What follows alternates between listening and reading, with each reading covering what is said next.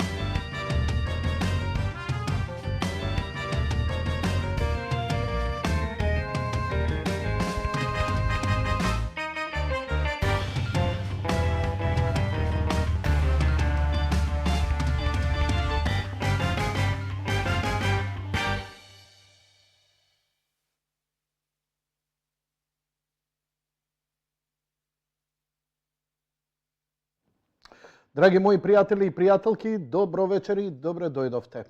Јади Бурек, уште едно издание. Денеска сме 12 јули, вторник.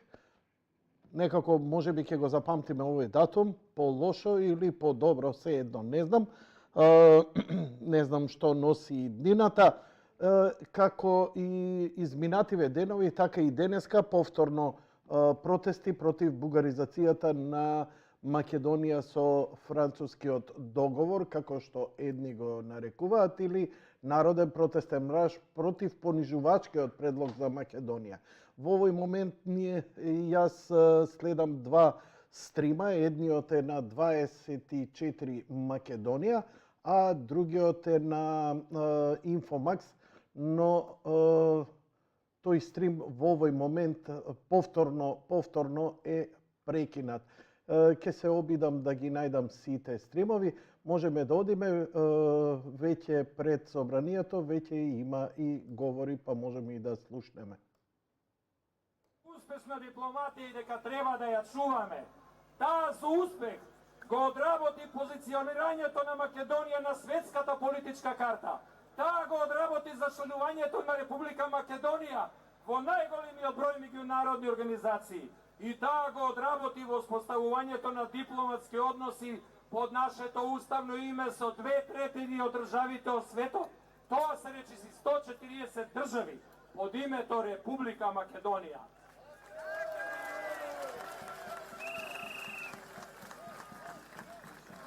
Јас доаѓам од Македонскиот дипломатски синдикат, да си ги поздравам другарите тука во првите редови. Она ни што денеска проаѓаме, во МНР го нарекуваме бујаризација на МНР.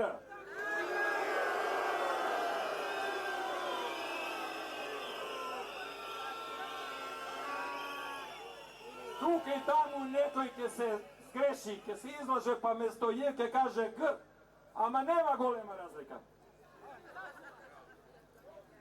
По 2-годишната катастрофа во ликот на Бујар Османи, МНР треба да знаете.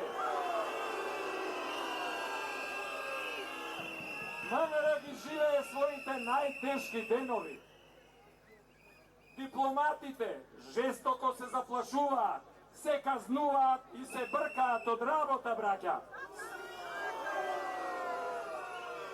Се со цел да се замолкнат оние што размислуваат со сопствена глава и оние што не прифаќаат да му бидат обичен декор на министерот Османи и параван за покритие на неговите активности.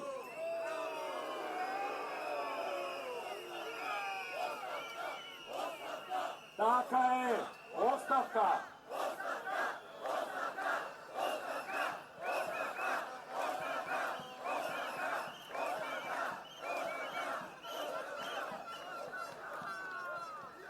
Денеска Министерството за надворешни работи е киднапирано од страна на Бујар Османи.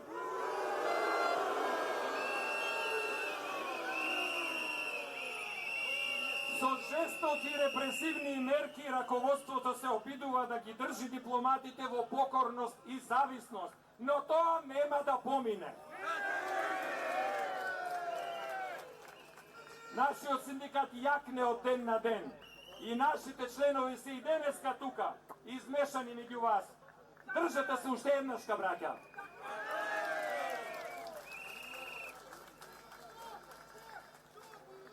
Македонија, така е.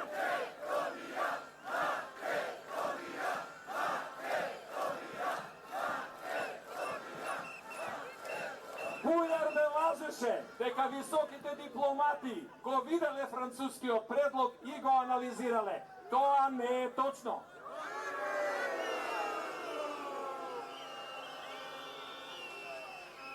Не само предлогот, туку и протоколот за кој овие денови се зборува многу, не е влезен на главната врата МНР, не е влезен низ архивата со деловодник и бројче, како што заслужува.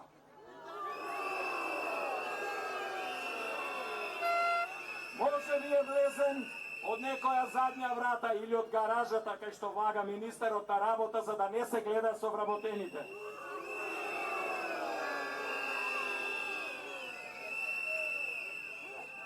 Османи исто така излажа дека ако не го прифатиме францускиот предлог ќе сме имале меѓуетнички тензии. Ние можеме најдобро да покажеме дека не е точно, дека тоа не е точно, а тоа него го прави недостоен за министер.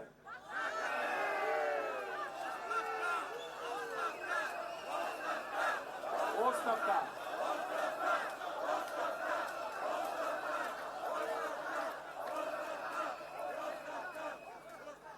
Македонскиот дипломатски синдикат сета своја енергија ја насочува кон подобрување на состојбите во МНР, а со тоа и во државата. Нас ни треба компетентна дипломатија, заснована на силни индивидуи, а не за марионетки. Не ни треба лажна фасада, Потемкиново село, зад која стои само изолираниот Османи со крст негови најблиски соработници. Многу брзо тие ќе си заминат. Многу брзо. Запомнете, браќа и сестри, дипломатијата не е Османи. Дипломатијата се стотица посветени колеги и колешки, кои ќе останат и ќе го вратат сјајот на МНР, а Бујар ќе си замине.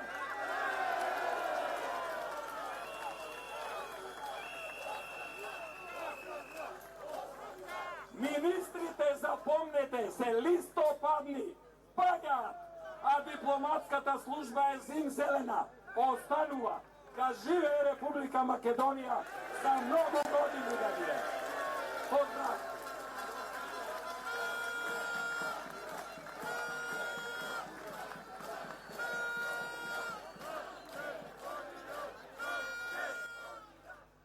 Океј, драги мои, значи следиме од време на време, ќе се вклучуваме за време на некои говори, нема се да проследиме.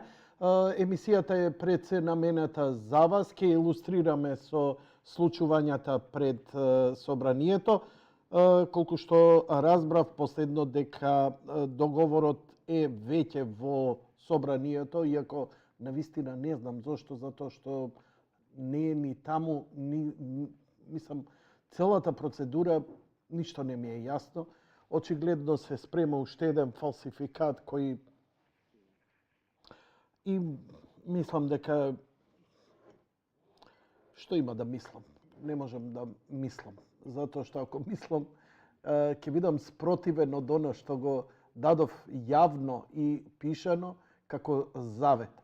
А статистиката, последната реченица од мојата колумна е: ниту историјата, ниту статистиката се на наша страна, ама нашиве барања и протести се многу достоинствени затоа што бараме многу подобро, а не дека сме против ЕУ или не сакаме во Европска унија. Не сакаме понижуваме, не сакаме да не прогласуваат за бугари. Сакаме да си го заштитиме идентитетот, образот и дигнитетот. Океј, отворени се телефоните за вашите јавувања. Ако имате нешто паметно да кажете, добре дојдени сте. Режијата ќе ги објави сега телефоните. И имаме и Вибер линија на располагање. Исто така имаме и стрим кој ќе го се обидам да го ставам и на другите мои профили.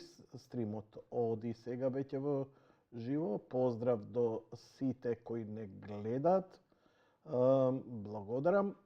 И ќе се обидам, ако има тука на стримот наш, на мојот Facebook профил, ако има коментари, евентуално да ги прочитам во емисија. Како и да е, телефоните ви се на располагање. Ако имате нешто да се вклучите, добре дојдени сте. Ако не, тоа е тоа. Се обидам да видам што... Еве го новиот стрим, значи, обично им паѓа, вела дека имало и блокатори, па им паѓа стримот на Инфомакс. Можеме да го чуеме Инфомакс, до сега го слушавме 24. Океј. Може да го чуеме звукот од кај Инфомакс, режија?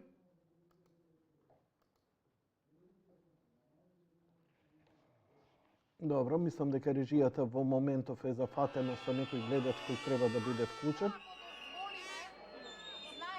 Да, ова е друга камера. Таа од 24 ја дава говорницата и говорникот. Нам повеќе ми се допаѓа да го гледаме народот македонски, она што се случува, со грб се свртени спрема собранието. Говорницата е пред споменикот на Асном, таму има еден транспарент на кој се ставени слики од пратеници и пишува предавниците на Македонија. Ова се предавниците на Македонија.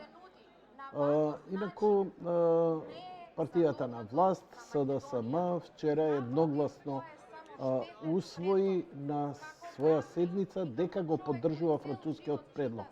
Она што е интересно е што го немаат ни видено предлогот, значи на невидено е, на ветување и кажување на бугарите и така. Многу интересно, во 90-ти години ВМРО важеше за бугарофилска партија и СДСМ освојуваше гласови, добиваше на избори затоа што беше македонска партија, не дозволуваше бугаризација, а еве денеска сме сведоци на нешто сосема друго.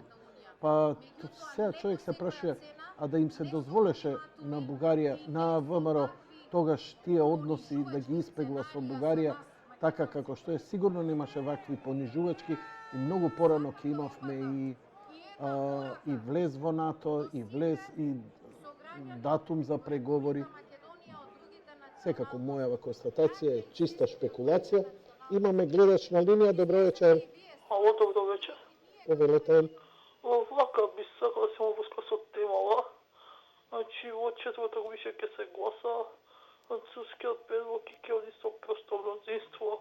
Више се знае како ќе се гласа. И ако се оствари тоа, најверојатно овој месец или не знам кога ќе Македонија ќе треба да ги почне преговорите со Европската унија. Сега што, кои механизми ние ги имаме, уште не знаеме, што е многу чудно, а више се спрема да се изгласа. Мене тоа ме буни, ние не знаеме, еднаш викаат и за гарантирани с идентитетот и јазикот, еднаш викаат не историјата ќе се преговара надворот, преговорите за ЕУ, значи ние не издефиниран, значи едно вика власта, друго опозицијата и буквално ние сме станати онака од некој бунило. Буквално ни вамо, ни тамо, ни лево, ни на средина и сега многу чудно ми е мене, ја пратам ситуација, но разбирам и едните и другите, но не ви е потpuno јасно, нема некој да искочи. До сега, не знам дали знаете, ви бие сте новина, до сега никој го направи на францускиот предлог до крај, на македонски, значи многу работи се кријат, а си играат игри позади сцената што ние не ги гледаме. Драг пријателе, почитуван, предлогот не само што се крие, никој не го видел. Да, тоа е чудното, тоа е Значи, многу чудното ќе се гласа за францускиот предлог на невидено. Ама како? ја не Како можам- е и они треба да видат, да прочитаат што ќе Османи гласат, да Рид, гласат. значи овие од ДУИ, што се рекоа? Прво да се изгласа, после ќе добиете да прочитате. Значи, нашиот окисфо не после свадба тапани. Не, дури и тоа не држи вода. Уште повулгарно е. Па Уште така испа, ја се да не бидеме понадвор од вулгарни, умот. ама така испа, ја сепак на телевизија, ја, ајде да не бидеме вулгарни, ама Но, така знаеш испа, ја што? нажалост. Мислам, има една поразителна работа со која многумина сега, бидејќи немаат што да кажат, се плашат да кажат, но се многу храбри да се расправаат со мене. Не знам Па, зашто некој би се расправал само ти за благодарам јас, за јавувањето. Поздрав, лека ноќ и пријатно до тебе. Ќе се расправате со мене, а ја стварно ќе бидам дрзок, па спремам вас.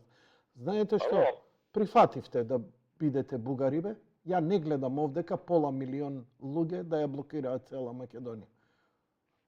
Значи, ја гледам дел, добар дел, ама далеко е од тоа дека е ова македонскиот народ. Значи, јас само можам да заклучам дека македонскиот народ се согласува. Кога не се согласувал македонскиот народ, знам имало востанија, имало, што ја знам, имало предвремени избори. Сега уште расправаме дали требало вака да се протестира, онака, дали требало само Скопје. Јас само знам дека холандјаните и германците со трактори пети ден се борат против двете најголеми полициски држави во светот и тоа опасно се борат затоа што си ги бараат своите права. Тоа е неверојатно. Ние некако уплашени се. Нашиот страв може би оправдан, ама знаеш како? Кога не даваш отпор, тогаш... Знаеш ли прва работа на судење за силување што е? Дали си кажал не? Дали си дал отпор? Дали си се борел? Преќутување, премолчување е одобрување. Ова земете го во судска пракса, адвокатска, највулгарно да ви го кажам. Дали имаме гледач на линија, режија? Ало? Добро вечер. Добро вечер, повелете. Господа, еве јас имам едно со факти ќе ви кажам која е Европа. Сакам да ме слушате сите јавност и политичари и надри политичари. Овака, да го видите интервјуто 19 или 18 на Додик. Додик оде у Брисел со Владио Избеговиќ и слушајте ме, јавноста да запознае која е Европа. Одат у Брисел Храватино, Владио Избеговиќ и Додик. И седнуват, му дават да подпише за Босна параграфи, тамо не знам кога договор. И Додик ги фрла документи и вика, јас ова не го подпишувам. Меѓутоа, овие го подпишуват, вика, гледајте колку тоа е веродостојна изјава. И вика, јас не го подпишувам, он вика, еве кој е за Босна не е. И ме седнуваат усред Брисел, на иста маса и ми оценуват. И ми викат, така и така ме оценуват фамилиарно и сето и политички. И јас ги снимам. И вика, на крајте, завршите. Сега ќе излезам на сите светски агенции надвор, ќе ви кажам, снимакме как ме оценуват усред Брисел. И они ме вика, седнуват, враќат, договор го избришуват вика 4 параграфа прифатих, требаше српската полиција да го ознаките у Босна српска, да ги смене и не се служи. Тоа е која е Европа. Втора работа, најстрашната работа. Најдејте Меркел 2012 година доаѓа у Београд и вика овака: зашо имате у Северно Косово полиција и војска? И кажуваат државниците у Србија 2012 е тоа. Луѓе, и вика, знаеш ли дека Срби живеат у Северно Косово? Па не знам. И знаеш што аналитичари кажуваат на порталите?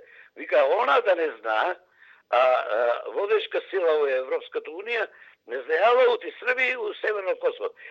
Тоа е Европа и как сакате да сватејте, ва е веродостојно. Ако лажат, проверете 19 или 20 година на Додик интервјуто, а ва за Меркел проверете го 12 година. Чудила се оти у Северно Косово и мало Срби. Она мислела само полиција и војска српска. Благодарам за јавувањето, лека ноќ и пријатно. Ние одиме со следниот гледач, ако го имаме на линија. Ало? Добро вечер, повелете во програма. Добро вечер, Јанко. Во врска со протестите, јас ги поддржувам, мада не излегувам, оти сум стара баба. За заедничка Македонија излегува секој ден, а сега не можам, ама ги поддржувам и против овој предлог сум сега не. Него друго сакам да кажам. Таму гледам еден плакат и пишува предавници. Ве молам, Јанко, ако можете да, не можам да зборам, оти сум многу, ако можете да викнете Лилијана Поповска Зелена, јас ја викам, на дом партијата, и да ви плачи овдека и да вика дека се каела што се го подпишала пред Спанскиот договор за промена на името. И вади, ало, ме слушате? Да. И вади таму објаснување заради тоа копањето во таму тој во за тоа ловото, за златото, што ли ќе се правело киселина, ќе се труила Македонија, македонскиот народ ќе исчезнал.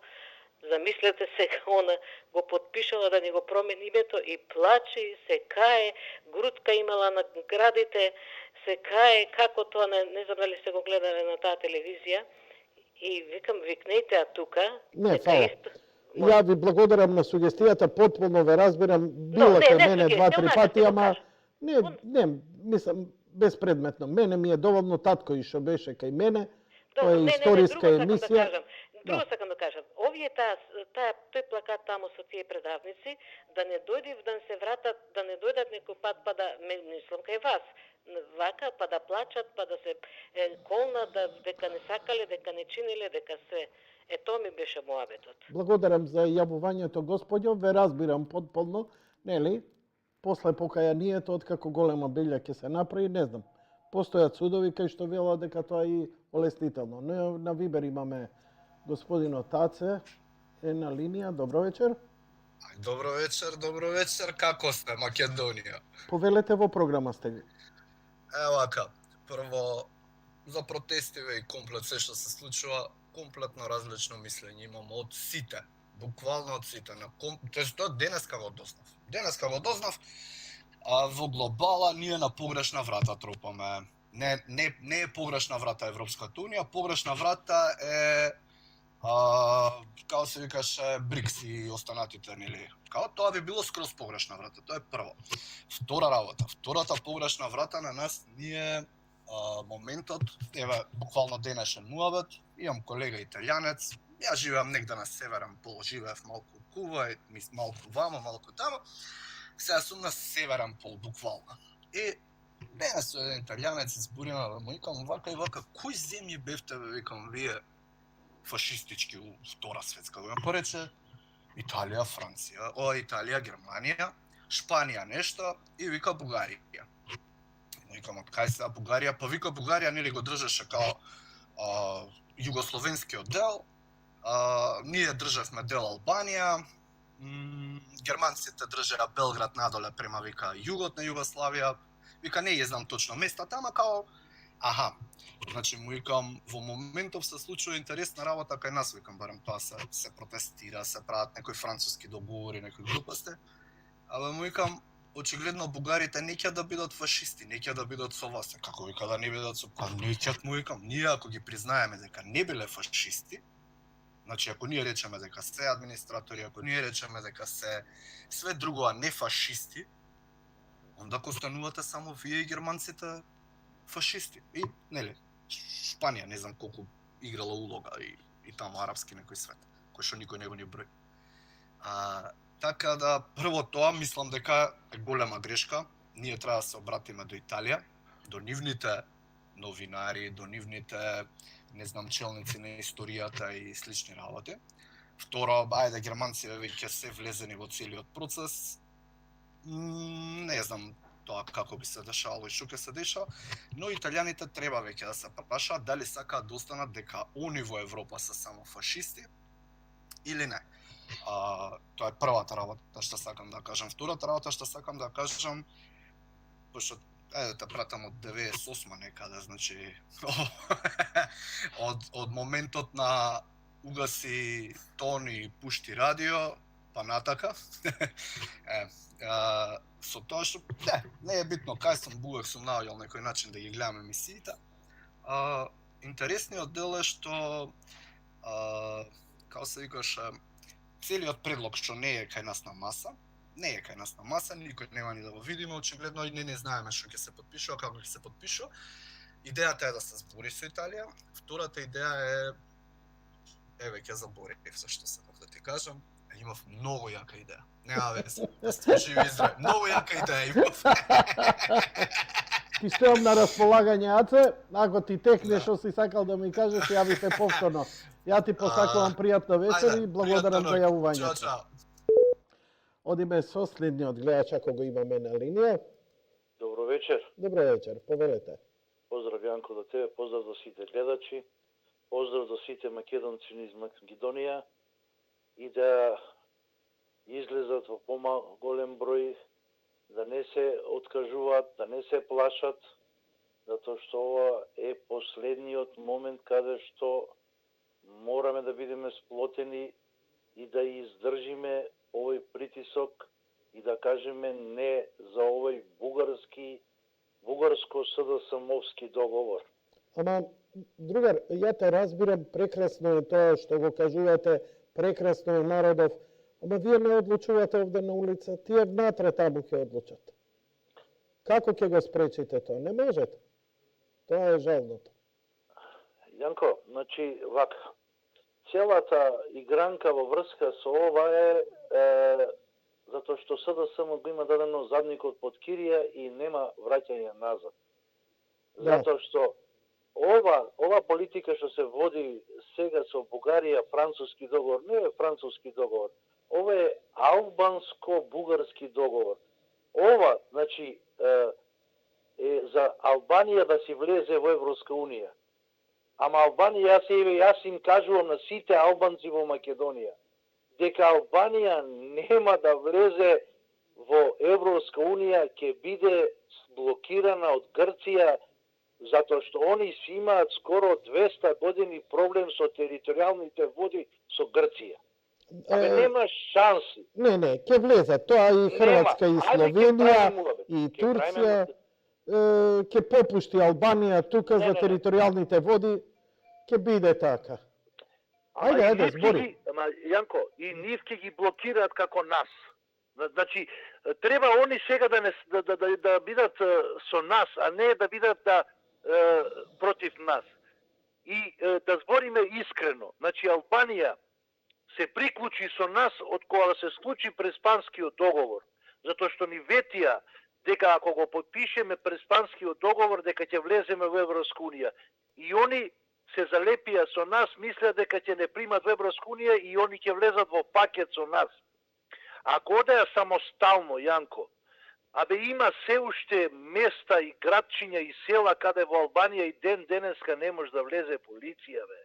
Се уште владае мафија, произведуваат марихуана и дрога, не сме никој да влезе.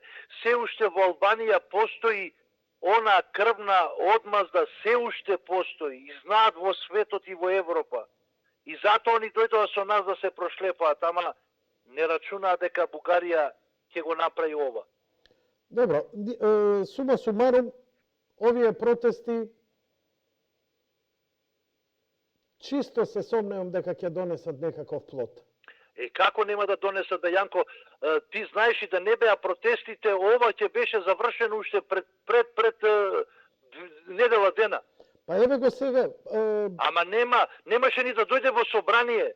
Ама Поради дојдено е протестите. Дојдено е веќе во собрание, денојве ќе се гласа, денес сутре. Саслушајме сега, значи, повели. да не беа протестите, они во влада ќе си донесеа одлука и ќе се подпишеа и пријатно со здравие. Ама бидејќи народот притисна, им покажа заби и се собра во голем број, и они се исплашија, и затоа го донесоа во собрание. И сега во собрание тука ќе се разгледа. Ама нема да биде мазно, слушаме и во собрание. Нема да биде мазно. Ја да ти кажувам, нека доаѓаат и Ојлевци и Дојлевци, ја мислам дека и тие пратеници таму им е пукнато преку глава. Ако дојде на дебатна седница, ја мислам дека нема да биде све гладко. Не да дојде кој сака емисијар и да дојде таму да се слика и ова. Значи, стварно, ова више го претера. Ова цела политика, знаеш што е? Ова е цела политика за Албанија да влезе во Европска унија. Дуи го има за врат стиснато СДСМ, го има искеширано и им вика, ако случајно не го подпишете ова, ние ќе искочиме од влада, ќе дојде ВМРО и сите ќе ве стави у затвор. И они за тоа се плашат и за тоа. Јас имам правено муаве со еден комшија, му викам, добре комшија, ти го оправдуваш ли ова? Тој од член на СДСМ. Абе, викам, дојди вамо на протести, не знам, ќе ме видат. Па го оправдуваш, абе, не го оправдувам. Па зашто? Па имаме директива, вика, горе, ако не подржуваме, ако не се изгласа ова, дуи ќе ни искочи од власт, вика, ќе падне владата, ќе дојде ВМРО на власт, еве рейтингот им е голем, све ќе ни испокапсат, вика. Самите си кажуваат. И тоа е целата работа. Значи, стајани се узито, СДСМ ми не сме да мрднат. Али се искеширани дебело, ене ги гледа стендери до гуша со криминали, сега нема кај да бегаат.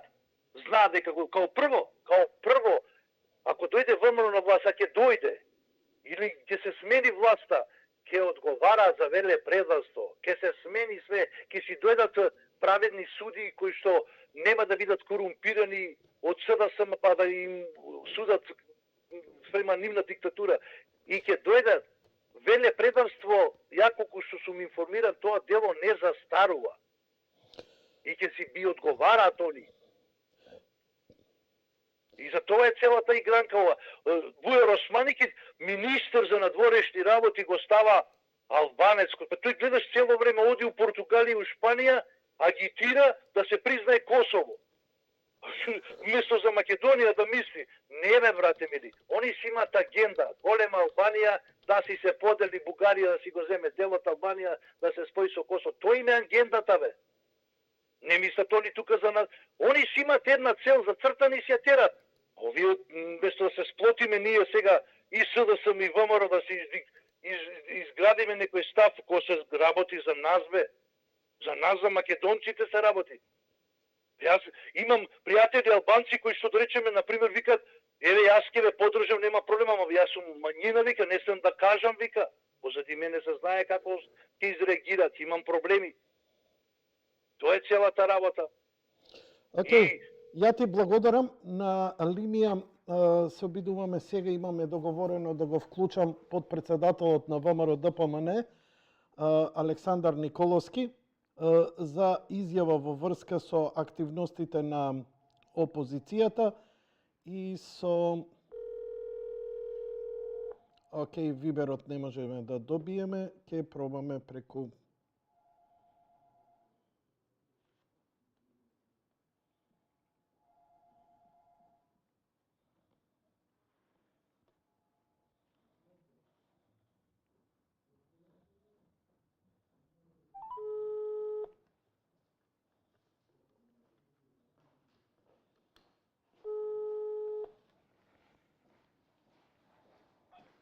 Ало. Господине Александар Николовски и Јанко Илковски од ТВ Сонце, ви се јавуваме, дали би биле љубезни да ни дадете изјава за протестите и за она што се моментално... Да, моментално веќе сте во живо во програма, ви благодарам. Поздрав на сите гледачи. Предпоставувам дека сте надвор таму со народот. Да, на протест. Кажете ми, многу има конфузија кај луѓето, што се случува, зошто е предлогот во собрание, дали е во собрание, што ќе се случува. Има многу... Предлогот не е во собрание, затоа што ова е предлог што согласно процедурите го усвоила влада, така што и да сакаат не може да дојде во собрание. Тоа што го прават е едно перење на совест, каде што немаат храброст да преземат одговорност за тоа што претходно го направиле како национално предавство и сега се обидуваат да ја префрлат топката и на конечната одлука во однос на предлогот и на влада. Но суштината е дека овој предлог не важи без промена на уставот и дека тоа е тоа што е најзначајно, но во исто време и најполно во истиот овој предлог. И тука секако нема подршка од пратеничката група на ВМРО-ДПМН и тоа не може да се случи, имајќи предвид дека не може да се случи, практично договорот паѓа. Значи, вие треба сега се бара... Мислам дека наједноставно вака ви обидов да ви објаснам. Да, и ви благодарам поради тоа. Значи, во суштина, они сега чекаат вие да се на невидено да се сложите со тоа што треба двотретинско мнозинство и за овие да си го изгласаат на влада и да речат еве се согласи парламентот. Не, они може што сакаат на влада да изгласаат. Добро. Затоа што во влада нема опозиција. Така што како први така други како вели народот, така е на влада. Но клучното после тоа е промената на уставот каде што ние не се согласуваме, нема поддржиме и не поддржуваме промена на уставот. Имајте предвид дека тоа е нашиот став. Тоа значи дека практично не може да се случи таа промена и не може целата работа да се движи после тоа, што според мене е одлично, имајќи предвид колку е штетно договорот. Зошто никој не може да го погледне тој договор? Дали вие имавте некаков увид во него? Затоа што е катастрофа. Имавте ли увид? Дали ви го дадо? Ако зборуваме за протоколот кој што за францускиот предлог.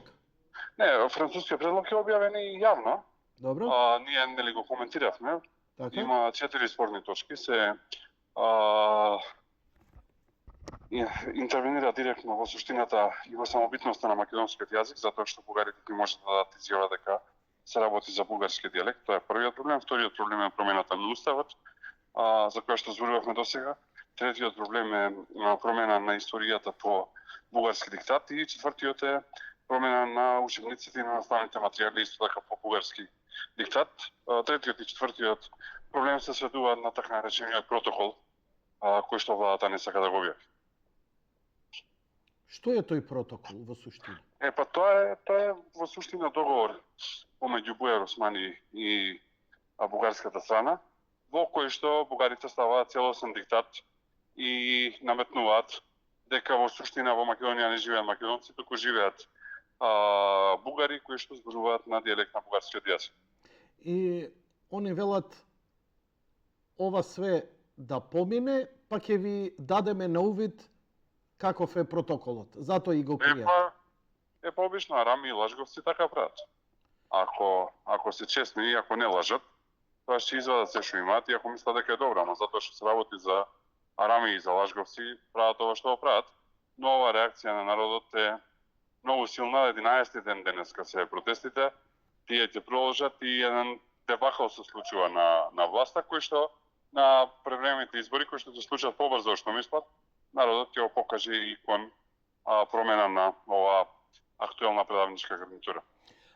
Господин Николовски, се сеќавам на протестите за заедничка Македонија, каде што 3 месеца искачаше народот и не дозволуваше да се протне тоа што требаше да се протне, па се направи еден ексцес, нели, се направи оној влез во собранието кој беше нели Рубиконот, каде што овие буквално ја презедоа власта со гласање со две раце во вис и така натаму. Сметате ли дека таква игранка нема да помине, дека такво сценарио нема да се Не повтори? е наивен народот, мислам дека времето носи искуство и секако носи поголема трезност кај народот. Мислам дека не е народот наивен повторно да падне на таква провокација, затоа што тоа за што зборувавте беше најасна провокација на која што за жал паднаа честни луѓе патриоти. Така што тоа нема да се случи втор пат. Како што е исто така факт дека овој револт кој што постои сега ќе биде канализиран преку рушење на оваа влада. Значи, протестите сепак даваат плод. Да не беа протестиве, ова Да нема... не беа протестиве, ова ќе беше одамна завршено. Така, и претходниот гледач го рече, пред вие да ве вклучам, го рече истото. Нивниот, уште овој ќе морам да се враќам на протестите, ќе ме извините.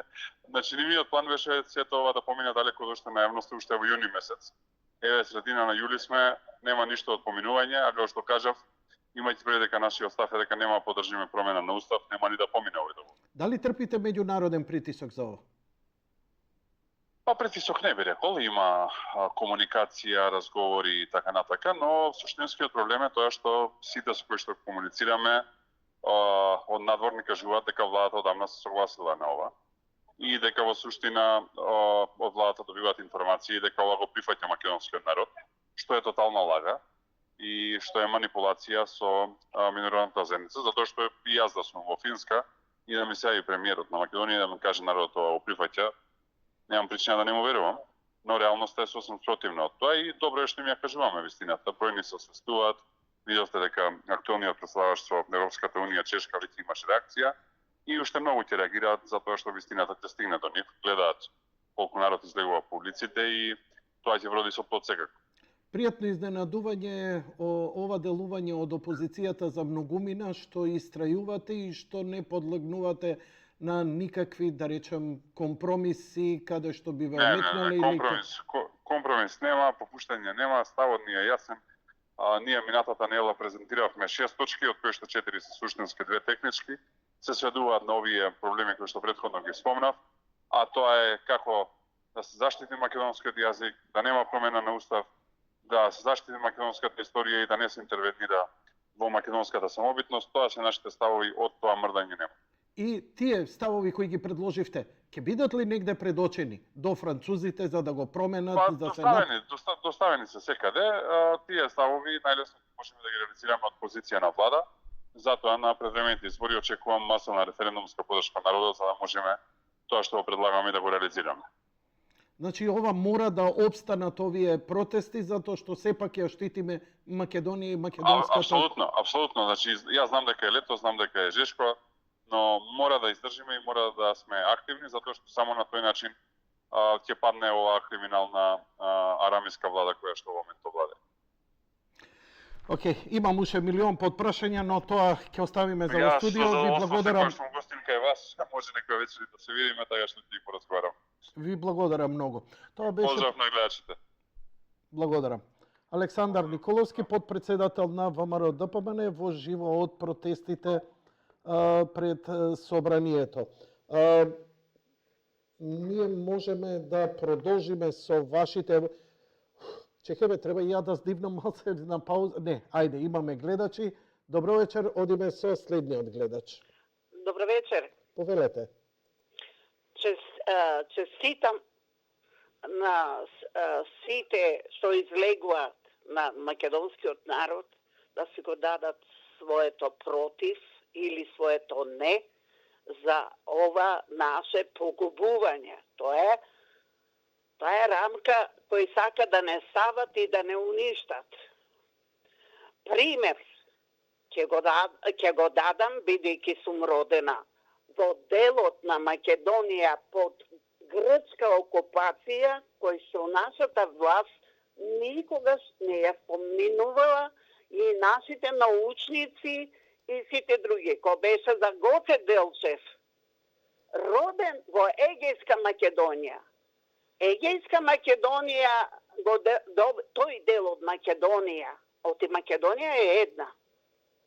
Тоа име го добив во Асном 44 година. И како може во сите гласила дека е роден Гоце Делчев во Егејска Македонија, таа дата, а умрел пак во Егејска Македонија. Тоа беше османлиско робство. Кога заврши Втората светска војна, јас сум родена во престолнината на Македонија, на Александар Македонски.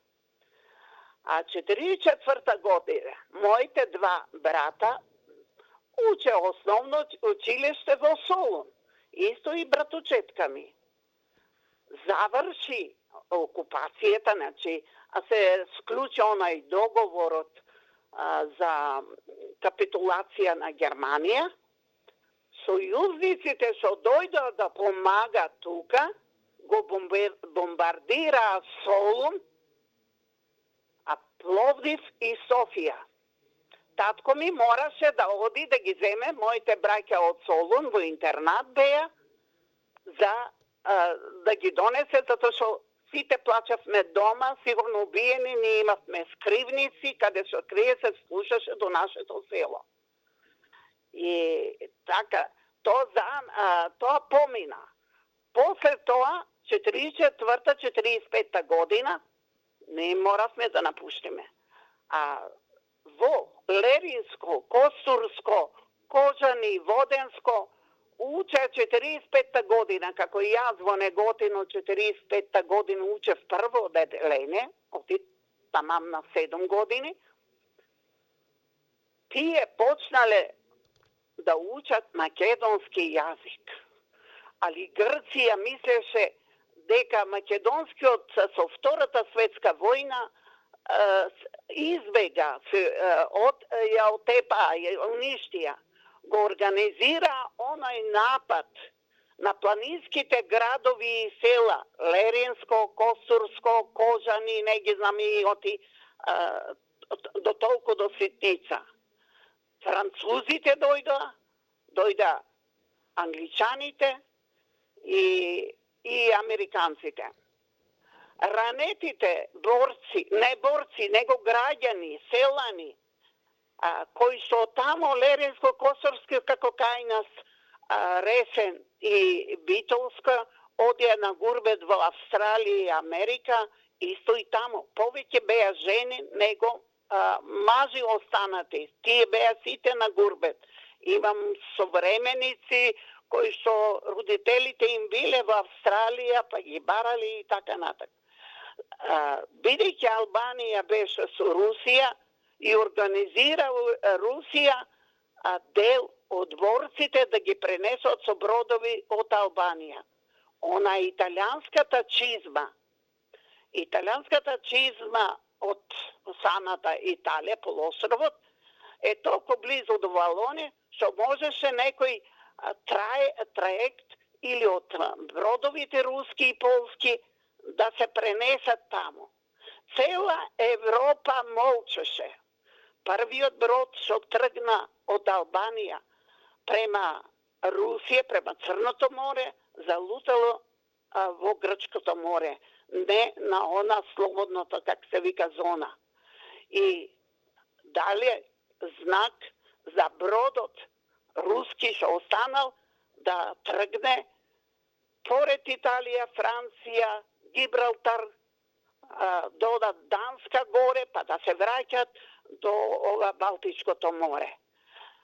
И Европа не зема нити едно дете, ни еден раненик, ни еден човек, цела, значи, бродовите што тргнале по тој пат, за да не залутат повторно во Грчкото море, а тие бродови што се запленети сите на островите како нашиот Голи оток. Значи, Европа чутела, поминала бродовите со ранети луѓе, тешко ранети или некои полесно ранети што ги гледат, поминала низ цела Европа. Ниедно дете нема или раненик во Италија.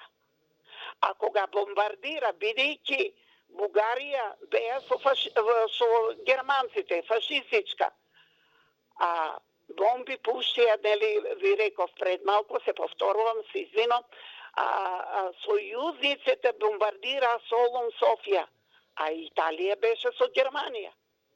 Рим не бомбардира. Сега истата приказна ја прават со Европа, ја прави со Русија. Сите дават, как се вика, санкции према нив, дури и нас, нашите македонци кои што не знаат дека се македонци, дека Македонија е голема, дека е разделена. Сега почна со ова бугарската рамка, тоа е бугарска рамка, али префрлена преку Европа.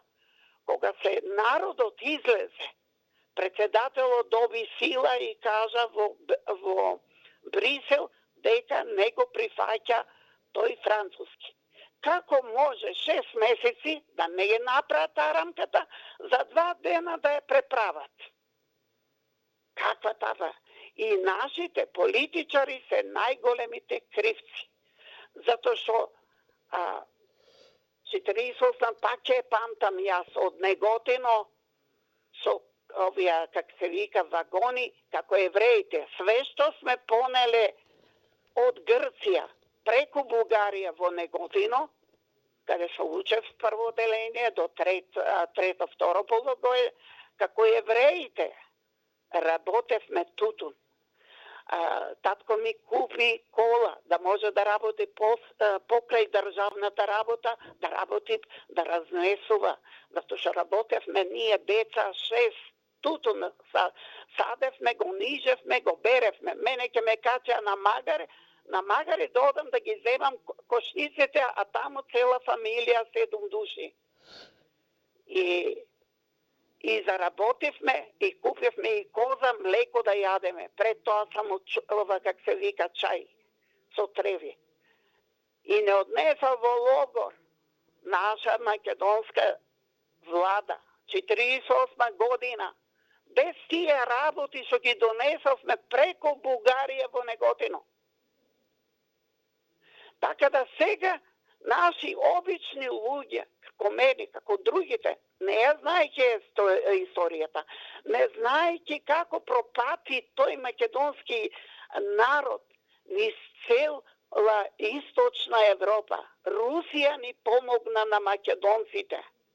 Русија беше главна, ама секаде во источниот блок имаше каде сите, ние што останавме тука во Народна република Македонија, сите сме со средно образование, колку образование требаше да работиме, да се прехраниме.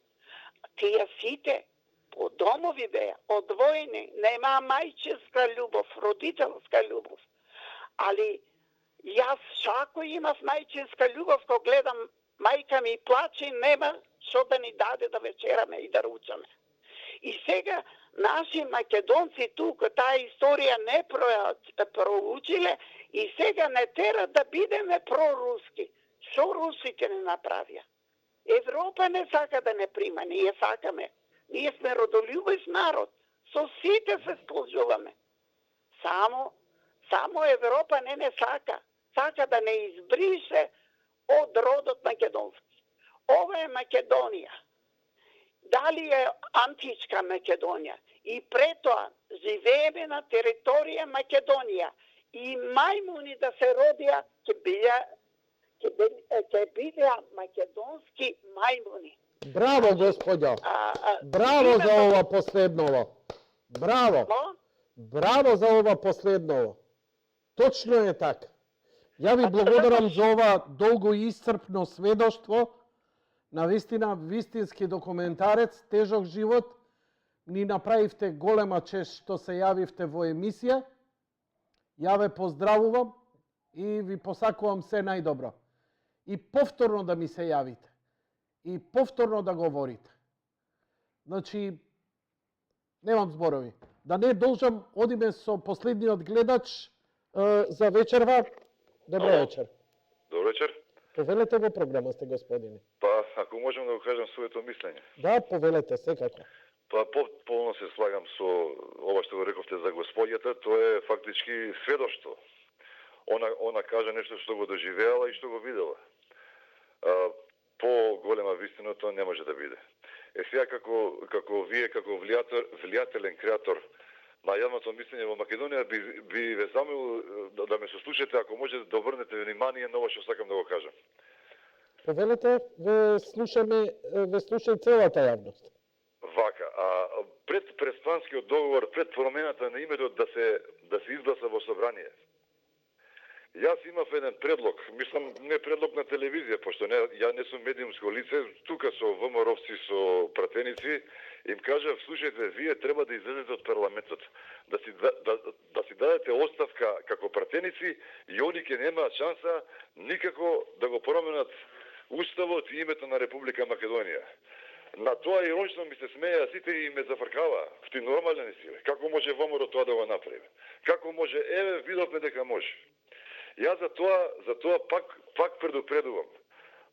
Ја го слушав Николовски, ќе се бориме на избори, ќе биде ово. Нема да биде баш така лесно.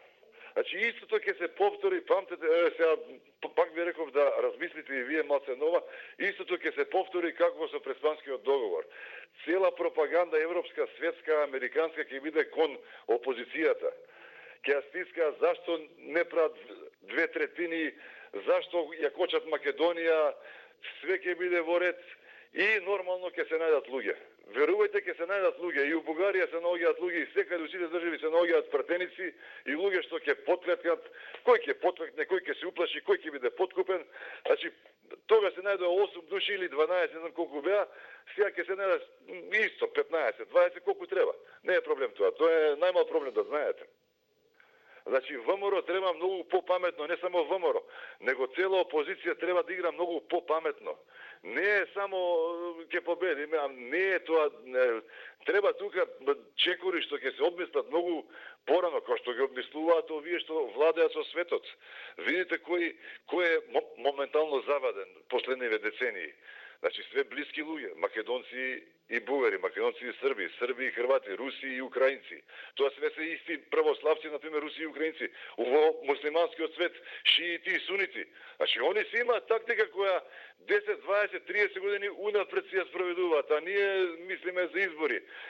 Народов не е крив, народот излагал и ќе излага. Само народот ништо не може да направи. Џонсон во Енглеска не го слуши народот. Народот беше против Џонсон. Ама политичарите му свртеа грб, исто како што сега треба на Ковачевски и на Османи и на Маричич да им свртат грб пред све СДС. Значи, претениците од СДС што се во парламентот. Они може да ја одиграат важната улога за Македонија. Не може опозицијата и народот. Значи, СДС ако не го направи ова, ќе се избрише сам себе, како пас околу Грција. Па зар не сваќа дека цела Македонија е против овој предлог? Па ја констатиравме пред известно време дека овие што преговараат за името со бугарите, тоа се продадени ситни души кои гледаат само своја кариера, обеќано име нешто во Париз, во Цирих, во Вашингтон, во Брисел, ама тие не се важни. Важни се овие тука уште поситни души, што зимаат 300, 400, 500 евра, за 500.000 евра ќе се ја даде Македонија. Тоа е проблемот. Овие, колку се малце се Маричич, овие компанија ќе се идат у Брисел, голема работа. Ама што ќе прават пратениците, бе? Па ја да сум пратеник на СДС сега. Па ме било срам да излезам на улица, бе. Па имам ја другари, имам комши, имам роднини. У Скопје сум цел живот. Па како не име срам? И тоа не е некоја голема сума. Овие ќе земат големи суми. Ама што ќе земат овие? Пратениците, значи, одлучувачки фактор за оваа ситуација се пратениците на СДС. Зборам во овој момент. А опозицијата понатака како ќе работи, не знам, ама треба да обмисли дека притисокот ќе биде кон неа, тие 2/3 ќе ги направат, па мајка Јана нека е. Мајка Јана нека е, Америка, Европа, ова, она, ќе го направат они тоа. Ама ако нема 80 души у парламентот, ако пред тоа се отишле, не може да го направат. Може бе подугачок, по-широк, не знам, фала на... Вајда ме сослушавте?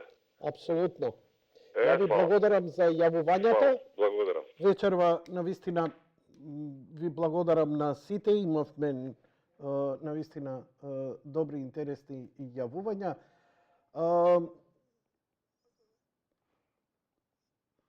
што ќе пуштам сега. Ги затвараме телефоните, почитувани гледачи.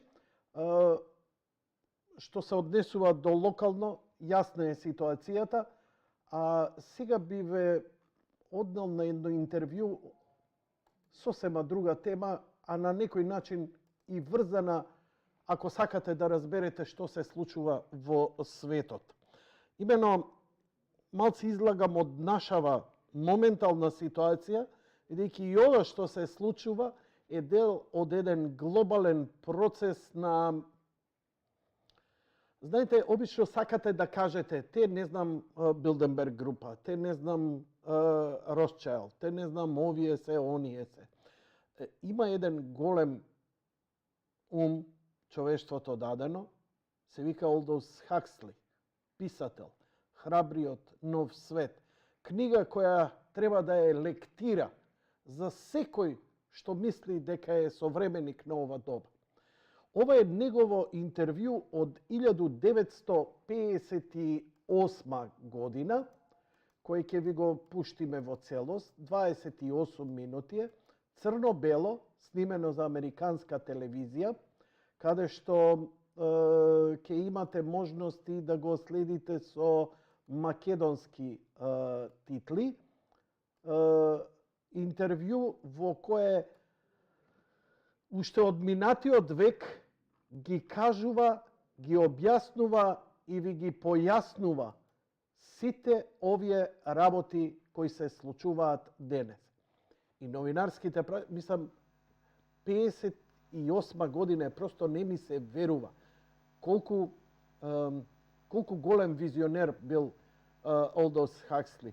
Знаете, затоа ја длабоко ги слушам, например, тој е писател, тој е уметник, тој не е политичар, ама имаат они една визија која е неверојатна да ги предчувствуваат работите уште пред ние да ги сватиме на едно практично рамно гледиште. Кај нас, за мене, тој е Горан Трајковски. Ако ја следите и слушате неговата музика и се обидете да влезете, не само онаа духовната, туку Циркус Европија проектот, кој пред уште 15-20 години го бележа и го тргнаа на страна од сите, а сега повторно го враќаат, бидејќи Горан Трајковски е најголемиот жив уметник кој го има Македонија, за кој за 200 години вашите предци, наследници, правнуци, ќе викаат, ти си бил во времето на Горан Трајковски, дали си го знаа? Ја ви гарантирам дека историјата допрва ќе се восхитува од овој наш човек. Но јас сепак ќе се вратам на Олдос Хаксли. Топло ви ја препорачувам да ја прочитате Храбриот нов свет. Одамна е напишана таа книга и мислам, ако сакате да го разберете новиот свет и како да се поставите спрема се ова денеска, таа е многу добра основа. Интервјуто на Олдос Хаксли во целост 1958 година, половина час. Од мене, лека ноќ и пријатно.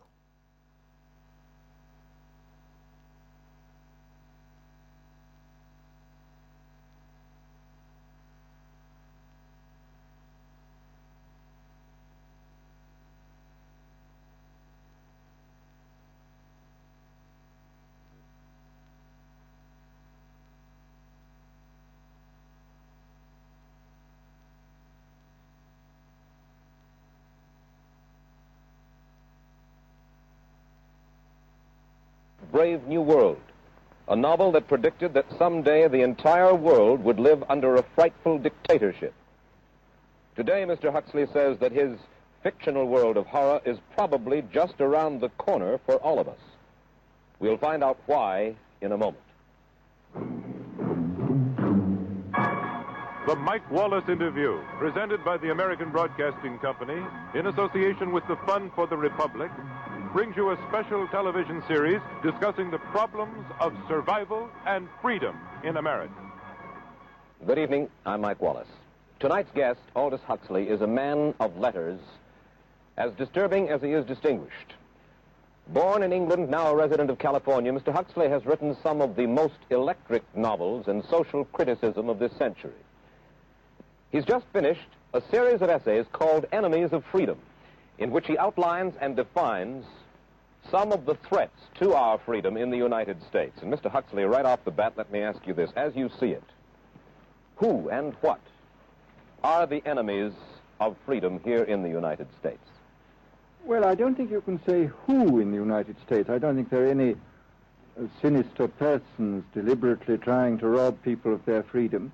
But I do think, first of all, that there are a number of impersonal forces which are pushing in the direction of less and less freedom.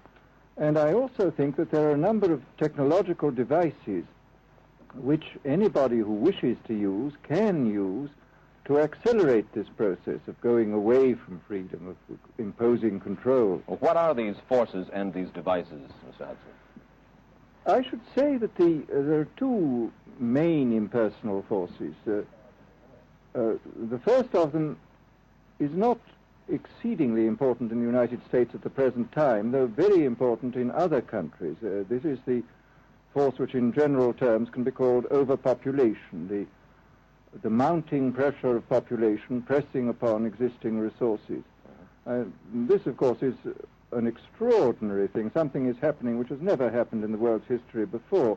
I mean, let's just take a simple fact that between the time of the birth of Christ and the landing of the Mayflower, the population of the Earth doubled. It rose from 250 million to probably 500 million. Today, the population of the Earth is rising at such a rate that it will double in half a century. Well, why should overpopulation work to diminish our freedoms? Well, in a number of ways. I mean, the experts in the field, like Harrison Brown, for example, pointed out that in the underdeveloped countries, actually the standard of living is at present falling, that people have less to eat and less goods per capita than they had 50 years ago. And as the position of these countries, the economic position, becomes more and more precarious, obviously the central government has to take over more and more responsibility for keeping the ship of state on an even keel. And then, of course, you're likely to get social unrest under such conditions, with again an intervention of the central government. So that I think one sees here a pattern which seems to be pushing very strongly towards a totalitarian regime. And unfortunately, as in all these underdeveloped countries, the only highly organized political party is the Communist Party, it looks rather as though they will be the heirs to this unfortunate process, that they will step into the position of power. Well, then, ironically enough, one of the greatest forces against communism in the world, the Catholic Church, according to your thesis, would seem to be pushing us directly into the hands of the communists because they are against birth control. Well, I think this strange paradox probably is true. There is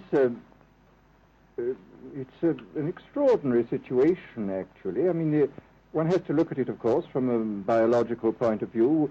The whole essence of biological life on Earth is a question of balance, and what we have done is to practice death control in a most intensive manner without balancing this with the birth control at the other end. Consequently, the birth rates remain as high as they were, and death rates have fallen substantially. All right, then. So much for the time being, anyway, for overpopulation. Another force that is diminishing our freedoms. Well, another force which I think is very strongly operative in this country is the force of what may be called over-organization. As technology becomes more and more complicated, it becomes necessary to have more and more elaborate organizations, more hierarchical organizations. And incidentally, the advance of technology has been accompanied by an advance in the science of organization. It's now possible to make organizations on a larger scale than was ever possible before. And so that you have more and more people living their lives out as subordinates in these hierarchical systems controlled by bureaucracies, either the bureaucracies of big business or the bureaucracies of big government. Now, the devices that you were talking about, are there specific devices or methods of communication which diminish our freedoms in addition to overpopulation and over-organization? Well, there are certainly devices which can be used in this way. I mean, let us take, after all, a piece of very recent and very painful history is the propaganda used by Hitler, which was incredibly effective. I mean, what were Hitler's methods? Hitler used terror on the one kind, brute force on the one hand, but he also used a very efficient form of propaganda, which he was using every modern device at that time. He didn't have TV, but he had the radio, which he used to the fullest extent, and was able to impose his will on an immense mass of people. I mean, the Germans were a highly educated people. Well, we're aware of all this, but how do you equate Hitler's use of propaganda with the way that propaganda, if you will, is used, let us say, here in the United States? Are you suggesting that there is a parallel? Needless to say, it's not being used in this way now. But the point is, it seems to me, that there are methods at present available, methods superior in some respects to Hitler's methods, which could be used in a bad situation. I mean, what I feel very strongly is that we mustn't be caught by surprise by our own advancing technology. This has happened again and again in history.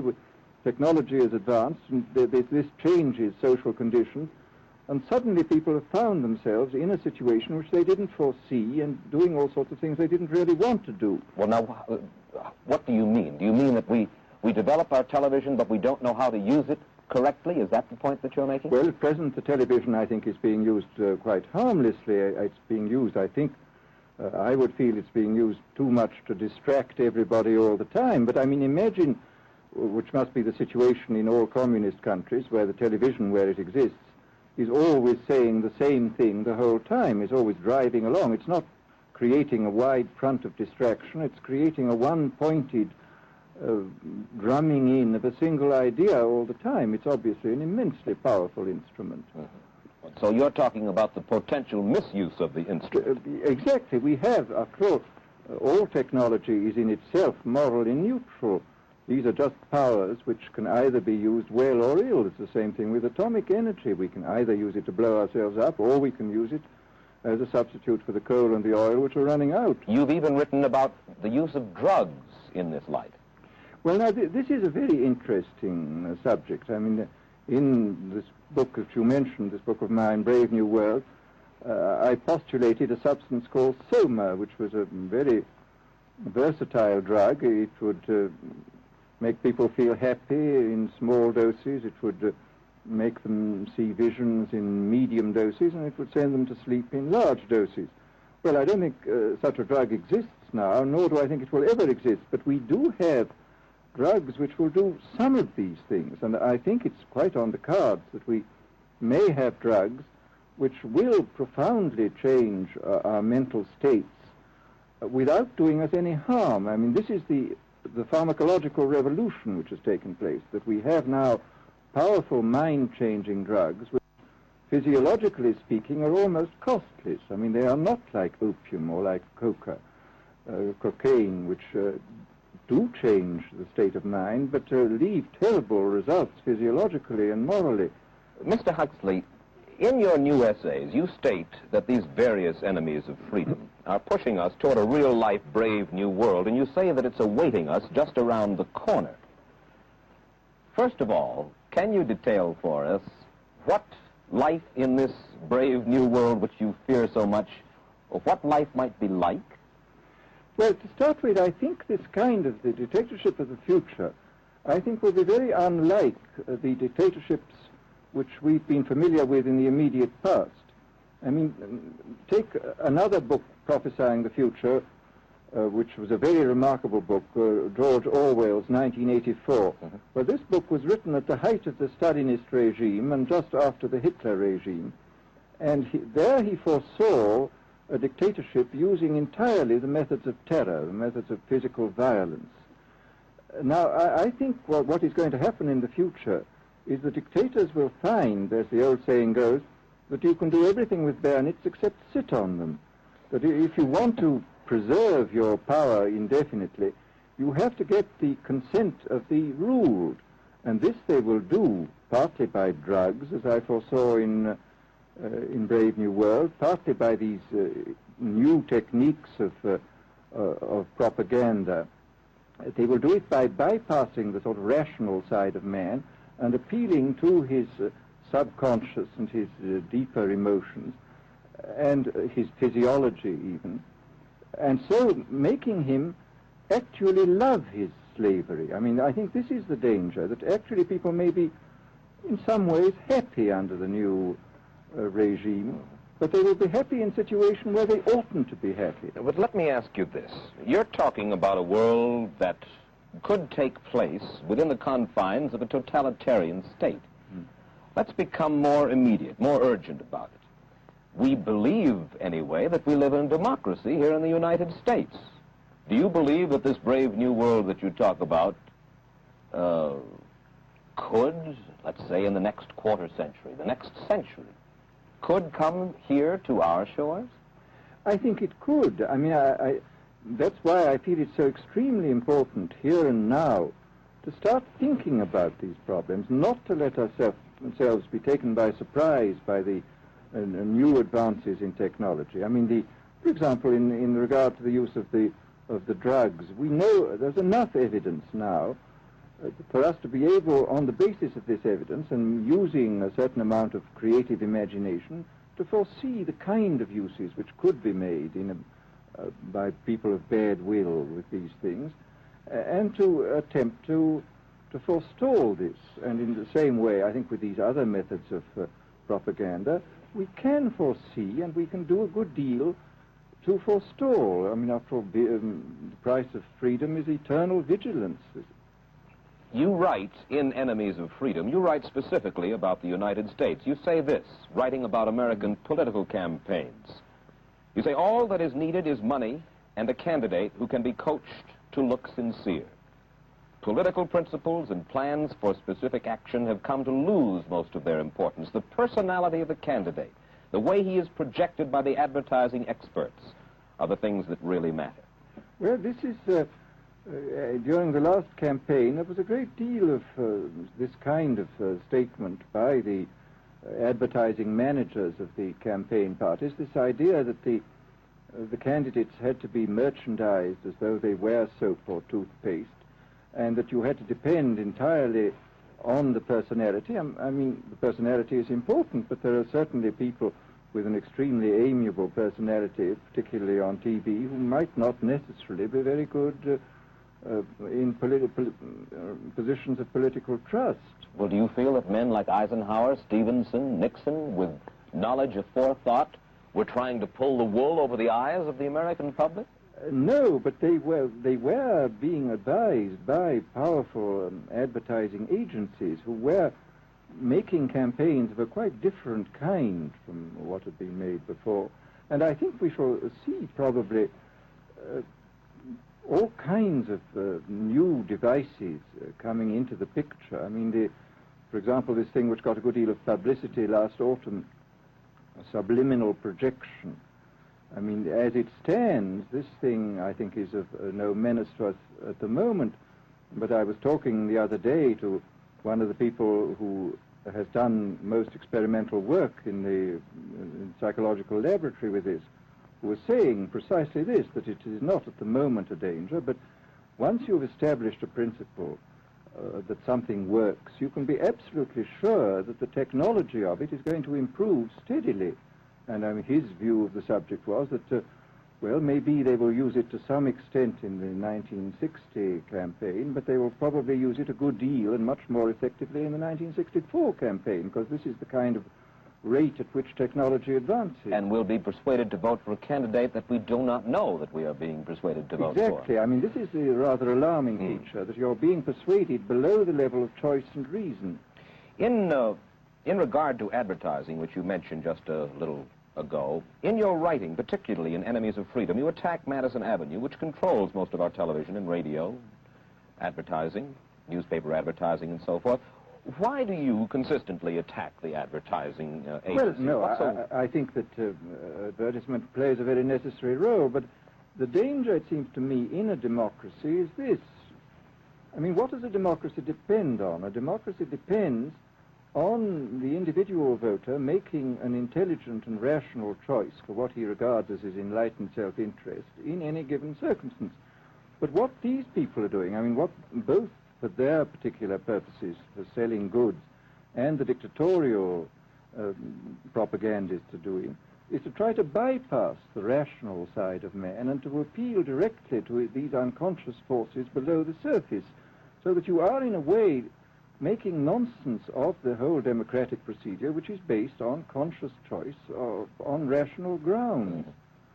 Of course, well, maybe you have just answered this next question, because in your essay you write about television commercials, not just political commercials, but television commercials as such, and how, as you put it, today's children walk around singing beer commercials and toothpaste commercials, and then you link this phenomenon in some way with the dangers of a dictatorship.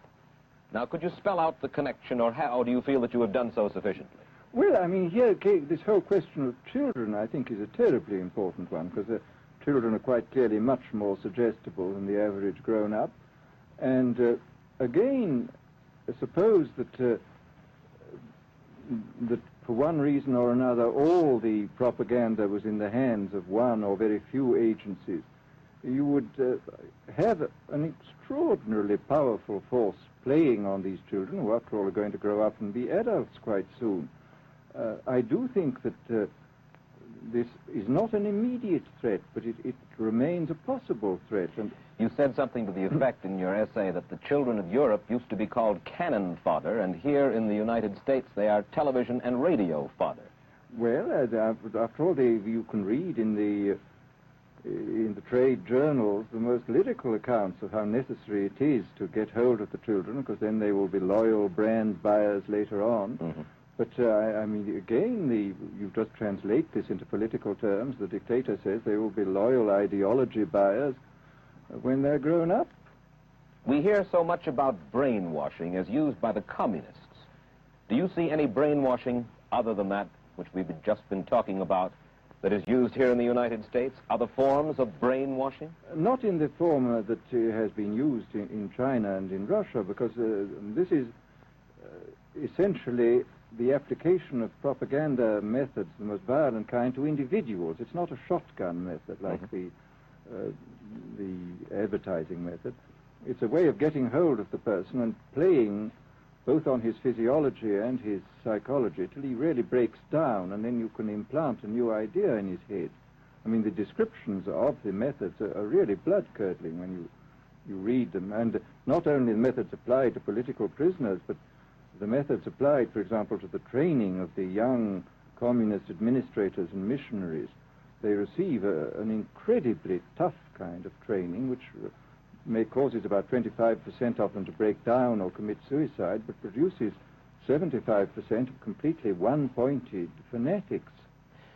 The question, of course, that keeps coming back to my mind is this. Obviously, politics in themselves are not evil. Television is not in itself evil. Atomic energy is not evil. And yet you seem to fear that it will be used in an evil way. Why is it that the right people will not, in your estimation, use them? Why is it that the wrong people will use these various devices and for the wrong motives?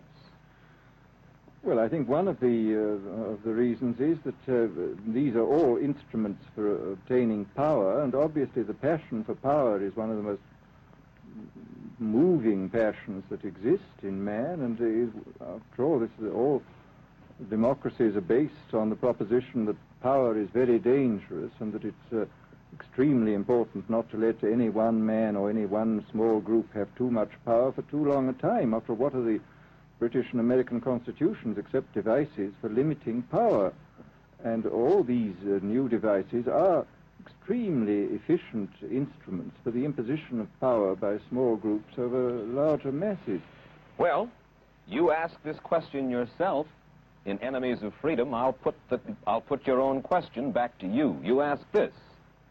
In an age of accelerating overpopulation, of accelerating overorganization, and ever more efficient means of mass communication, how can we preserve the integrity and reassert the value of the human individual? You put the question. Now here's your chance to answer it, Mr. Huxley. Well, this is obviously, first of all, it's a question of education. I think it's terribly important to insist on individual values. I mean, there is a tendency, as you probably read a book by White, The Organization Man, a very interesting, valuable book, I think, where he speaks about the new type of group morality, group ethic, which speaks about the group as though the group was somehow more important than the individual. But this seems, as far as I'm concerned, to be in contradiction with what we know about the genetical makeup of human beings, that every human being is unique. And it is, of course, on this genetical basis that the whole idea of the value of freedom is based. And I think it's extremely important for us to stress this in all our educational life. And I would say it's also very important to teach people to be on their guard against the sort of verbal booby traps into which they're always being led, to analyze the kind of things that are said to them. Well, I think there is this whole educational side, and I think there are many more things that one could do to strengthen people and to make them more aware of what was being done. You're a prophet of decentralization. Well, yes, if this is feasible. It's one of the tragedies, it seems to me. I mean, many people have been talking about the importance of decentralization in order to give back to the voter a sense of direct power. I mean, the voter in an enormous electorate feels quite impotent, and his vote seems to count for nothing. This is not true where the electorate is small and where he is dealing with a group which he can manage and understand. And if one can, as Jefferson, after all, suggested, break up the units into smaller and smaller units, and so get a real self-governing democracy. Well, that was all very well in Jefferson's day, but how can we revamp our economic system and decentralize and at the same time meet militarily and economically the tough challenge of a country like Soviet Russia?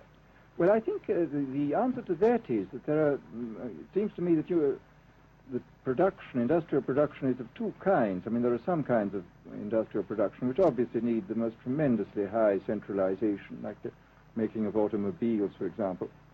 But there are many other kinds where you could decentralize quite easily and probably quite economically, and that you would then have this kind of decentralized life. After all, you begin to see it now if you travel through the South, this decentralized textile industry which is springing up there.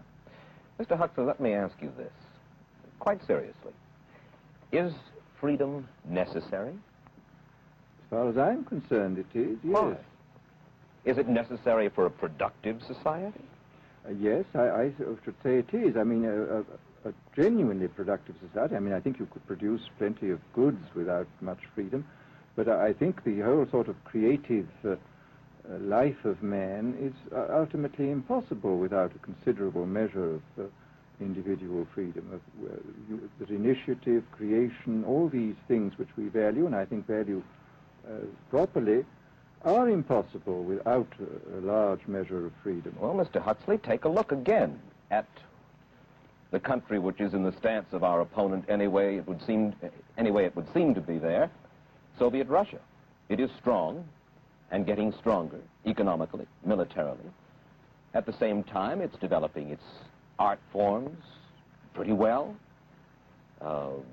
It seems not unnecessarily to squelch the creative urge among its people, and yet it is not a free society. It's not a free society, but here is something very interesting, that those members of the society, like the scientists, who are doing the creative work, are given far more freedom than anybody else. I mean, it's a privileged aristocratic society in which, provided that they don't poke their noses into political affairs, these people are given a great deal of prestige, a considerable amount of freedom, and a lot of money. I mean, this is a very interesting fact about the new Soviet regime. And I think what we're going to see is a people on the whole with very little freedom, but with an oligarchy on top, enjoying a considerable measure of freedom and a very high standard of living. And the people down below, the epsilons down below, enjoying very little. And you think that that kind of situation can long endure? I think it can certainly endure much longer than a situation in which everybody is kept down. Because, I mean, they can certainly get their technological and scientific results on such a basis.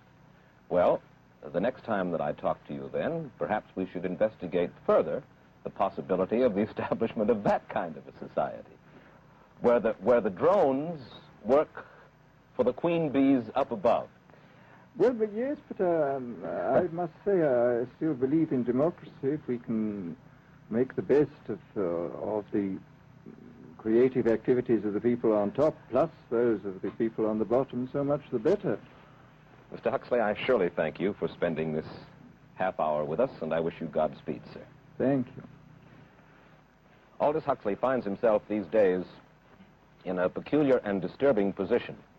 A quarter of a century after prophesying an authoritarian state in which people were reduced to ciphers, he can point at Soviet Russia and say, "I told you so."